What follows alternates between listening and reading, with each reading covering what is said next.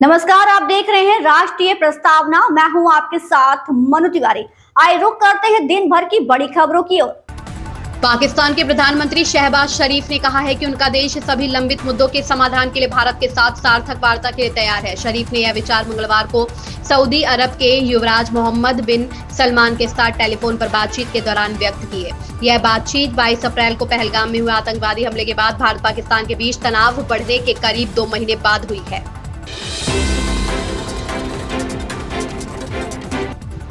पुणे में बीजेपी के शहर महासचिव प्रमोद कोंढरे के खिलाफ एक महिला पुलिस निरीक्षक से छेड़छाड़ के गंभीर आरोप लगे हैं। इस घटना ने राजनीतिक गलियारों में हलचल मचा दी है। महिला अधिकारी की शिकायत के बाद कोंढरे के खिलाफ फरास खाना पुलिस स्टेशन में एफआईआर दर्ज की गई। आरोपों के बाद प्रमोद कोंढरे ने पार्टी से अपना इस्तीफा दे दिया है। घटना सोमवार को हुई जब केंद्रीय मंत्री नितिन गडकरी पुणे दौरे पर थे।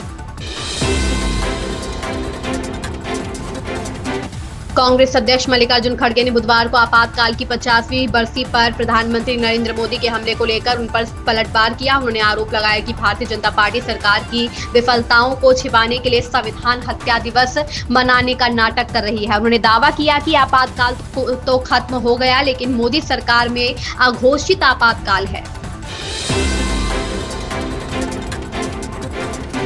प्रधानमंत्री नरेंद्र मोदी ने बुधवार को कहा कि कोई भी भारतीय यह कभी नहीं भूलेगा कि आपातकाल के दौरान संविधान की भावना का कैसे उल्लंघन किया गया। उन्होंने संवैधानिक सिद्धांतों को मजबूत करने की अपनी सरकार की प्रतिबद्धता दोहराई। आपातकाल के 50 साल पूरे होने पर सोशल मीडिया मंच एक्स पर कई पोस्ट कर मोदी ने कहा कि यह भारतीय लोकतंत्र के इतिहास के सबसे अंधकारमय अध्याय में से एक है।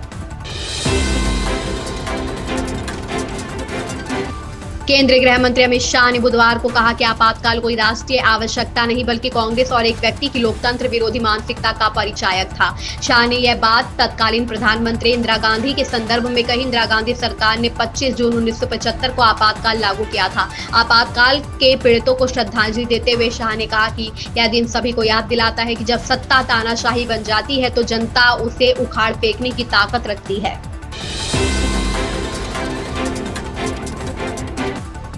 पृथ्वी से अंतर्राष्ट्रीय अंतरिक्ष स्टेशन की दूरी लगभग 400 किलोमीटर है, लेकिन शुभांशु शुक्ला के स्पेस क्राफ्ट ड्रैगन को इस दूरी को पूरा करने में करीब 28 से 29 घंटे का समय लगेगा। आप सोच रहे होंगे कि इतनी कम दूरी तय करने में इतना अधिक समय क्यों लगता है। इसका कारण यह है कि इस अंतरिक्ष यान को पृथ्वी के गुरुत्वाकर्षण बल को पार करना होता है और सही कक्षा में पहुंचने के लिए भारी गति और ऊर्जा की जरूरत होती है। बिहार के मुख्यमंत्री नीतीश कुमार ने बुधवार को दावा किया कि आपातकाल इंदिरा गांधी के नेतृत्व वाली तत्कालीन सरकार की तानाशाही का प्रतीक था और इसे लागू करना इतिहास में एक काला दिन था। आपातकाल के दौरान एक युवा छात्र ने नेता के रूप में अपनी पहचान बनाने वाले जनता दल के प्रमुख ने सोशल मीडिया पर यह बयान दिया। उन्होंने एक्स पर लिखा, 25 जून 1975 का वो दिन हम सभी को याद है जब देश में आपातकाल लागू हुआ था। इसे स्वतंत्र भारत के इतिहास का काला दिन कहा जाता है।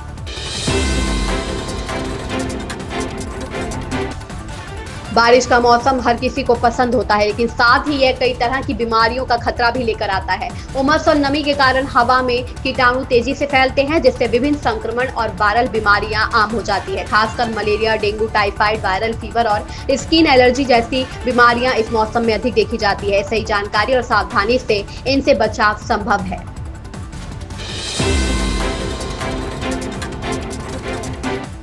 मुख्यमंत्री देवेंद्र फडणवीस ने बुधवार को कहा कि भारत का लोकतंत्र उन लोगों के संघर्ष के कारण बचा है जिन्होंने आपातकाल लागू किए जाने का विरोध किया था। आपातकाल को काला अध्याय बताते हुए उन्होंने कहा कि जब संविधान, लोकतंत्र और कई संस्थाओं को कुचल दिया गया था तो इसे कभी भुलाया नहीं जाना चाहिए।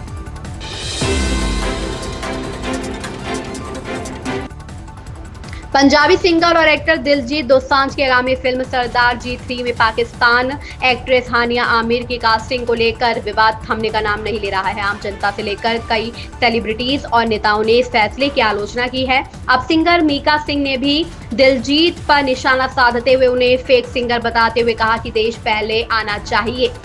इन खबरों में बस इतना ही। बने रहिए हमारे साथ और देखते रहिए राष्ट्रीय प्रस्तावना।